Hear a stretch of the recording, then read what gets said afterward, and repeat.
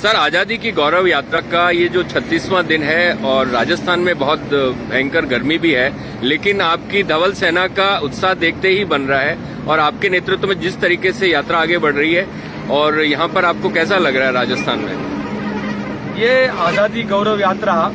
माननीय सोनिया जी के निर्देश पर उनकी मंशा थी कि देश के आजादी के 75वें साल को हम लोगों को सेलिब्रेट करना चाहिए और हम उन सब वीर वीरांगनाओं को, उन शहीदों को एक गौरव के साथ उनको याद करना चाहिए, उनकी कुर्बानी को याद करना चाहिए। और इसीलिए वो कॉन्सेप्ट याद करो वो कुर्बानी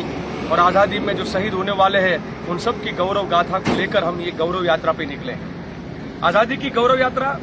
सिर्फ कांग्रेस पार्टी इसलिए ही सेलिब्रेट कर सकती है क्योंकि बाकी पार्टियों ने, और खास करके आज देश में जो शासक पक्ष के रूप में जो बैठे हैं, वो देश की आज़ादी के जंग में उस समय पर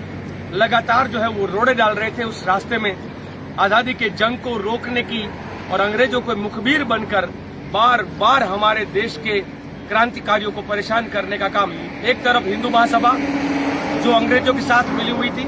एक तरफ वो मुस्लिम लीग, वो दोनों ने मिलकर लगातार ऐसा कोशिश किया। जब 1942 का आप जानते ही हैं कि आजादी के जंग के लिए ऐलान होता है, तब खुद वहां पे श्यामा प्रसाद मुखर्जी लिख कर देते हैं अंग्रेजों को कि आप हमारे माए बाप हो, हम इस आंदोलन को किसी भी तरीके से नाकामयाब करेंगे। तो ये इनकी पृष्ठभूमि है। सावरकर के बारे में आप भली भांति जानते हैं। तो ये सब कुछ जानकारी,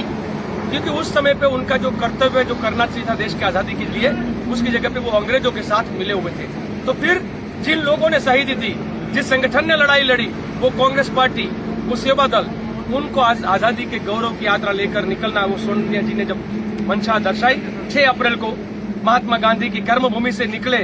गुजरात में हर गांव में स्वागत हुआ, उसके बाद राजस्थान में हर गांव में स्वागत, जनता उमड़ उमड़ कर इस यात्रा में हिस्सा ले रही है। जब जनता जुड़ती है, कांग्रेस का नेता और कार्यकर्ता जुड़ता है इस यात्रा में, तो हमारी जो श्वेत सेना है उसका उत्साह जो है वो बढ़ जाता है। मैं ये मानता हूँ ये धूप हो, हम लोग नारा भी कहते हैं आंधी में तूफान में सेवा दल मैदान में, तो ये कोई आंधी तूफान नहीं रोक सकता है, क्योंकि हमारा लक्ष्य हमको पता है। राजघाट जाएंगे महात्मा गांधी की जहाँ पे अंतिम विधि हुई वहां पर, और वहां जाके देश को पैगाम देंगे कि देश गांधी के रास्ते जाएगा, देश गॉडसे के रास्ते नहीं जाएगा, देश सत्य और अहिंसा की बात पर चलेगा, देश हिंसा की होली नहीं खेलेगा, देश नफरत की बाजी नहीं खेलेगा, देश प्यार और करुणा से चलेगा। तो ये सोच के साथ ये यात्री चले हैं। और लगातार हमने ये भी देखा है कि तिरंगे झंडे की जो ताकत है वो इतनी मजबूत है